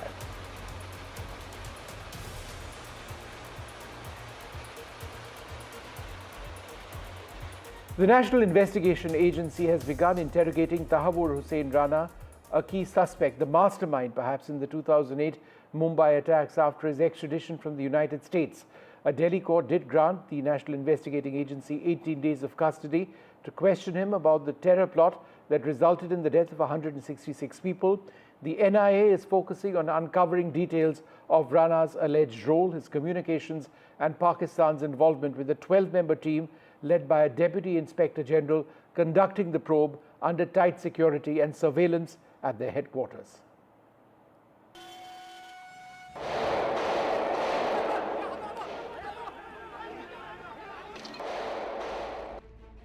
Fresh images showing 2611 plotter Tahawwur Rana being handed over to Indian authorities by the United States. This as the Canadian-Pakistani businessman, a key conspirator in the 2008 Mumbai terror attacks, sits inside a high-security cell at this Delhi office of India's premier anti-terror agency, the NIA. Fresh interrogation and years-old indictment are now peeling back layers of one of the most high-profile cases in India. Rana has once again put the spotlight on the role of Pakistan's ISI. In August, the 2008 siege of India's financial capital, the NIA says 64-year-old Rana worked with childhood friend David Coleman Headley, a US citizen of Pakistani origin, to support Lashkar-e-Taiba, a Pakistani terror group blamed for. In a statement, the US Department of Justice said that after the attacks were complete, Rana allegedly told Headley that the Indians deserved it. US DOJ said in an intercepted conversation with Headley, Rana allegedly commended the 9 Lashkar-e-Taiba terrorists who were killed while carrying out the 26/11 terror attacks in Mumbai. In the first statement from the government, Home Minister Amit Shah said Rana's extradition was a big moment for India. हमारी justice system को हमारी न्याय व्यवस्था को उसे face करना होगा। महाराष्ट्र सरकार की ओर से और विशेष रूप से मुंबई पुलिस की ओर से एनआईए को जो भी इसमें आवश्यकता होगी वो सारी चीजें हम देंगे। Some in the opposition said the UPA government also deserved to be congratulated for the extradition. और भी अच्छा होता अगर अमेरिकी सरकार हेडली को भी भारत को सपोर्ट कर देती। हेडली को उन्होंने सपोर्ट नहीं किया, उन्होंने प्ली बार्गेनिंग करके हेडली को अमेरिकी जेलों में रखा है, जो पर्याप्त नहीं है। 2008 में होने के बाद 14 तक इनके सरकार थे, कुछ नहीं किया। मोदी सरकार डिप्लोमेटिक रिलेशन में बहुत ही टैक्टफुली हैंडल करके उनको लाया है। अभी क्रेडिट लेने का बात कर रहे हैं। Over the next few days, the NIA and Intelligence Bureau officials will interrogate Tahawwur Rana to uncover the missing pieces of 26/11 conspiracy. Eventually, a fresh charge sheet may be filed with more sections, some of which carry the death penalty. With Anushka and Saurabh, this is Radhika for NDTV. Tamil Nadu's opposition parties, the AIA-DMK and the BJP, will jointly contest the 2026 state elections under the leadership of the former Chief Minister Edappadi K. Palaniswamy, or EPS. The Union Home Minister, Mr. Amit Shah, announced this in Chennai today. Meanwhile, the Tahawwur leader Nagendran is said to be the Tamil Nadu BJP chief. The two parties, the AIA-DMK and the BJP, had previously worked together. They'd been in an alliance, and they hope to replicate their past successes. Mr. Shah recalled the 1998 Lok Sabha triumph under Jayalalitha, when the BJP-AIA-DMK alliance secured 30 of 39 seats. आज AIDMK और Bharatiya Janata party के नेताओं ने मिलकर तय किया है कि आने वाला तमिलनाडु विधानसभा चुनाव AIDMK, भारतीय जनता पार्टी और सभी साथी दल मिलकर NDA के नाते लड़ेंगे। तमिलनाडु के अंदर DMK पार्टी सनातन धर्म, 3 लैंग्वेज पॉलिसी और कई ऐसे मुद्दे उठा रही है। उसका एकमात्र उद्देश्य मूल मुद्दों से ध्यान हटाना है। DMK सरकार ने 39,000 करोड़ के शराब घोटाला, sand mining scam, energy scam, EL cot scam, transport का scam, money laundering scam, nutrition kit scam, free dhoti scam, cash for job, red sand smuggling और मनरेगा स्कैम। इसके अलावा भी बहुत सारे स्कैम का जवाब पहले तमिलनाडु की जनता को देना चाहिए। तमिलनाडु की जनता स्टालिन और उदयनिधि से एक करप्शन का जवाब मांगती है। तमिलनाडु का चुनाव आने वाले दिनों में DMK सरकार के घनघोर करप्शन, लॉ एंड ऑर्डर का इश्यू, दलितों पर अत्याचार और महिलाओं पर अत्याचार के आधार पर तमिलनाडु की जनता वोट करने जा रही है। So it is Mr. Edappadi Palaniswamy who has to explain now what his stand. So now that the Home Minister will be going back and he will be able to speak to the press. I hope they give him the permission to speak to the press. Then I'm sure he can explain now what has changed, what has not changed. Because just a few days ago we heard him saying that he stands with the minorities and he opposes the work bill. And today he has to explain to the minorities of the state what their stand is. My colleague Sam Daniel has been tracking this huge political development in Tamil Nadu and joins us now. Sam, the relationship between the BJP and the AIA-DMK has been great at times, not so great at other times.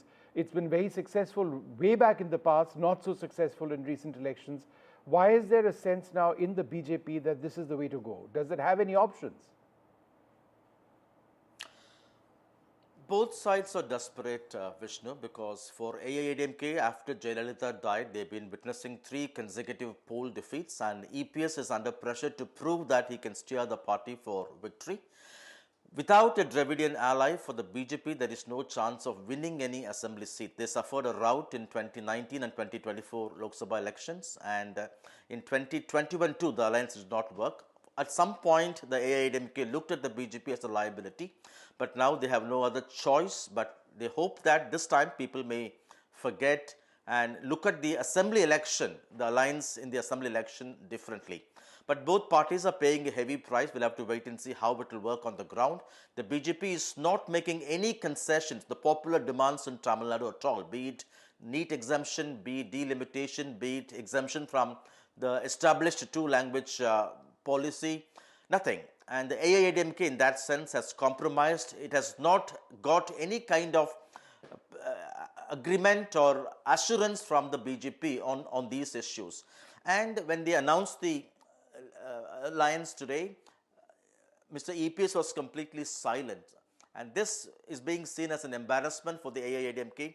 What kind of a unity will this bring on the ground between the cadre among these two parties? We'll have to wait and see. In terms of the alliance, it's still a poor match for the formidable alliance the DMK has over the last 3 elections. And we'll have to wait and watch whether the BJP and the AIADMK have any other parties in mind to rope in. It's still 1 year away. A lot can happen. In essence, the election fever in Tamil Nadu has already begun. Vishnu. I will leave it there. Thanks very much for joining us. In Bengaluru, a shameful act of moral policing erupted as 5 thugs, including a minor, viciously harassed and assaulted a couple for simply sitting together at the Suvarna Layout Park. This outrageous violation of personal freedom has sparked fury. The Chandra Layout police nabbed the culprits, Mahim Afridi, Wasim Anjum and a juvenile.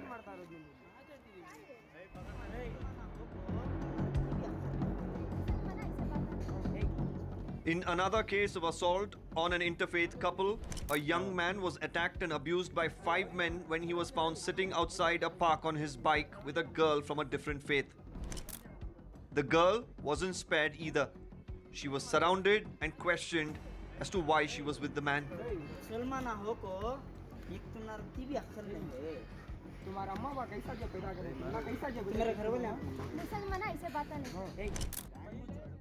The police have now arrested 5 accused in the case, including a minor. Despite the physical assault being caught on camera, the police claim this was no violent incident.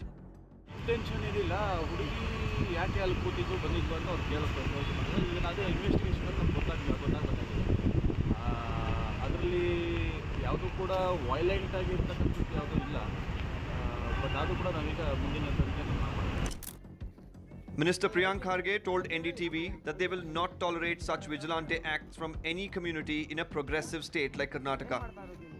Nobody can take the law of the land into their hands, whether moral policing or anything else. This is not a UP or a Bihar or a Madhya Pradesh. We are a progressive state and we will not allow such mindsets to creep in. Over the last few days, we've seen multiple crimes in the city of Bengaluru, be it the rape of a young woman and then a molestation case where the accused is still absconding, and now this case of moral policing.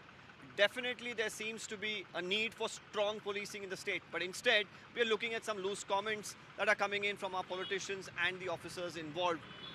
At this point in time, while the tug-of-war between the Congress and the BJP and the blame game definitely continues, it seems like ensuring such crimes do not happen is the need of the hour. With video journalist Govind, this is Deepak Bopana for NDTV. Karnataka's caste census report completed in 2016 for 169 crores will be presented to the state cabinet, stirring political waves. This long-delayed report could reshape reservation policies and electoral strategies. Its release has sparked controversy, with the BJP questioning its methodology and impact, making it a pivotal moment for social and political dynamics in the state. We're going to move on now to some other news. In Telangana, KTR has accused Chief Minister Revant Reddy of a 10,000 crore scam involving 400 acres of deforestation near Hyderabad, alleging illegal land mortgaging and a conspiracy. He's vowed to seek CBI probes. Reddy's government, silent today, insists that the land is legally theirs for IT development, citing rulings of the court. After protests, a Supreme Court stay halted tree felling, with a committee formed to address concerns.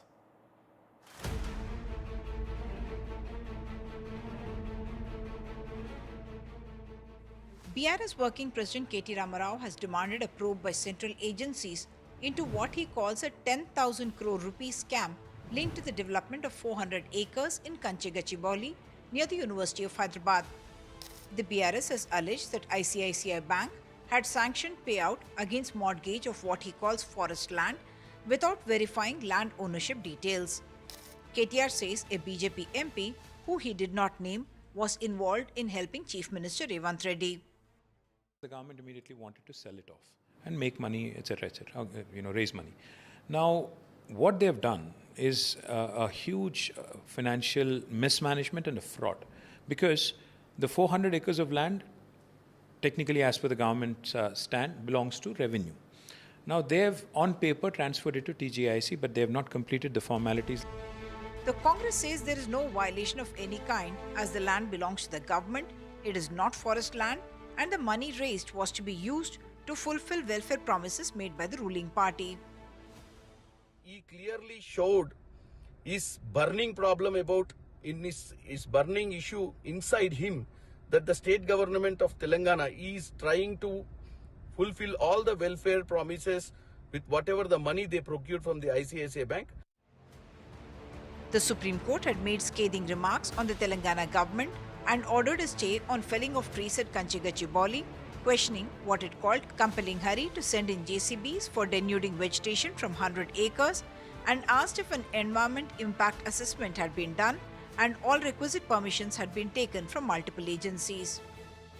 The 4th of March is when the government of not just Union of India but states were also given the instruction that give us a idea of how many forests or forest-like areas are there, and the state government was clearly told that you must not, in the 6 months that the report is to be given, not even an inch of land, none of the percentage of forest land should disappear. But what you can see here is all this area that's cleared. There is rock there, there's a neem tree there. The government is in fact denied that this is any kind of a forest land. On the Kanchegachibowli forest land parcel, with camera person Nagraju, Uma Sudhir, NDTV.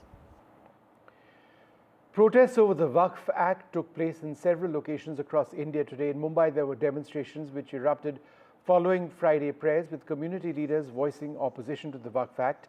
In Kolkata, students from the Alia University staged a protest expressing concerns about the implications. In Jaipur, demonstrations were held in various parts of the city as well.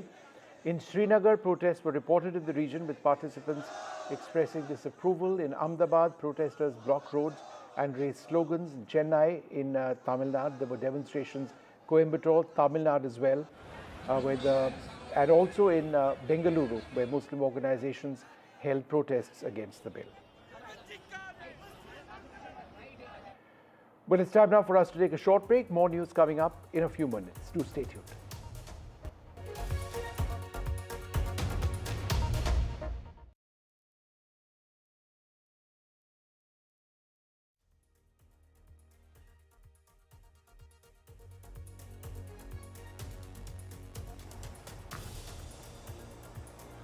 China retaliates to US tariffs, sharply increases tariffs on US goods, raising them to 125% in a retaliatory move.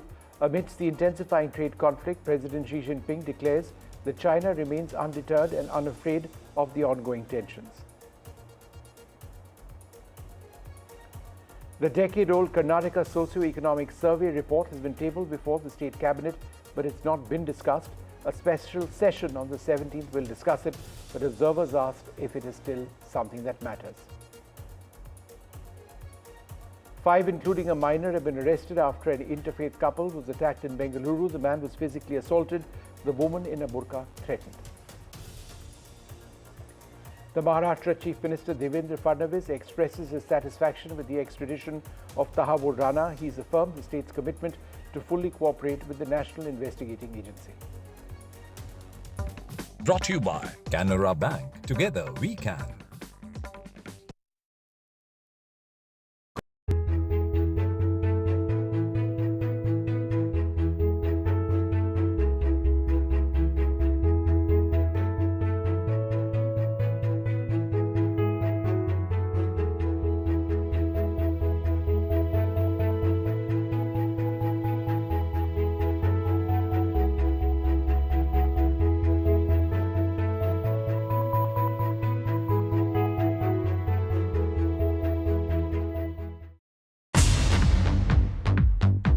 more news that matters. Big exclusive. Tulsi Gabbard. All the parties should accept their verdict with all humility. Why the opposition to it? Why taking bigs? More debates that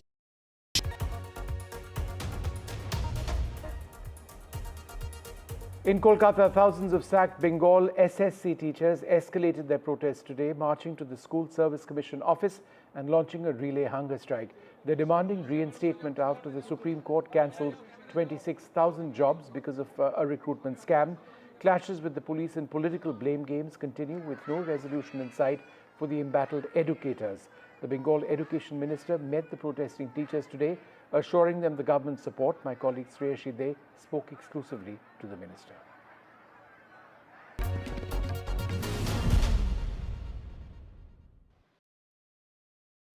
Today the meeting was very successful regarding which our Chief Minister Mamata Banerjee has committed to protect the eligible and deprived teachers in Netaji Indoor couple of days back. So in this kind of thing, I think accordingly we have seated with them and we are trying to protect their job for the eligible and deprived.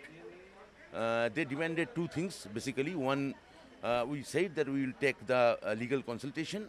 Then we can, I think, but I am hopeful that we can do it. That number one, they need the mirror image. First they need the list of the who are actually eligible and non-eligible. So according to legal consultation, I think SSC will prove it. And number two, about the scanned copy, the mirror image.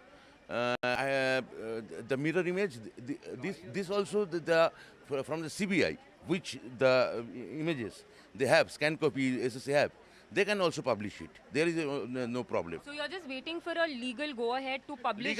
Without legal consultation, I can't do anything because we don't want to any contempt of Honorable Supreme Court. So you're assured that you can differentiate between tainted and non-tainted candidates who 100%. SSC already identified it. And they will upload it in the consultation of their lawyer. And when is the review petition expected, sir? Very, very soon. I think we will talk and I'll let you know. So what is your message for all the protesting teachers out there? I must say you, depend on Mamata Banerjee, our Chief Minister. Believe only her, trust her and go back to your school, do your job and wait for the review petition kindly. Thank you for speaking to NDTV. So you heard there the West Bengal Education Minister speaking to NDTV exclusively, talking about what the government's roadmap ahead is to break this logjam with the teachers who were dismissed after the 3rd April verdict by the Supreme Court. With GD Shankar, Shreyashi De reporting for NDTV. India successfully conducted trials of a long-range glide bomb which was dropped from a Sukhoi 30 fighter bomber of the Indian Air Force. The 1,000-pound glide bomb hit targets with pinpoint accuracy. The Gaurav glide bomb has been designed and developed indigenously by entities linked to the Defence Research and Development. It can hit targets close to 100 kilometers away, and that has been demonstrated. Adani Defence Systems, Bharat Forge and various medium and small-scale industries have been involved in the development of this system, with the Defence Minister also lauding its development.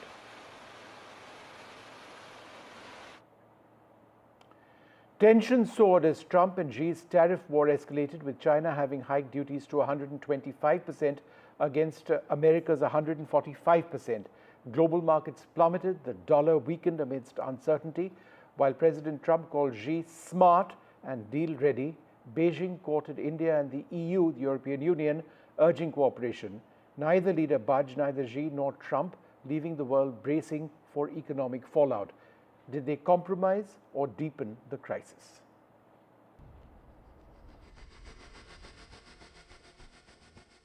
US President Donald Trump's on-again, off-again tariff plan has triggered a brewing trade war that continues to escalate between Beijing and Washington, threatening the global economy with catastrophic consequences. While warning that Beijing is not afraid of the challenges, China upped the ante on the Trump administration, raising tariffs to 125%, hitting back at the US's 145% tariffs.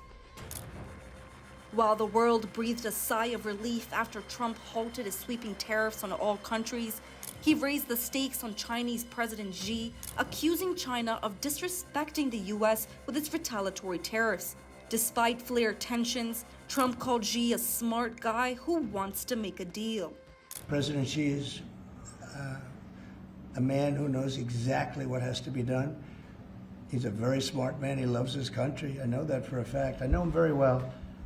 And I think he's going to want to get to a deal. I think that's going to happen. We'll get a phone call at some point, and it'll be off to the races. It'll be a great thing. Beijing has repeatedly said it is open to discussions with Washington, but Trump has made clear President Xi must be the one to make the first move, something the Chinese leader has been unwilling to do. Instead, Beijing is reaching out to other major economies, including India, the EU, Spain, among others, urging that countries need to cooperate to ride out this looming trade war. While both leaders are waiting for the other to blink, global markets continue to spiral downward amid the uncertainty, with the US dollar also falling to its weakest yet at the end of one of the most volatile weeks for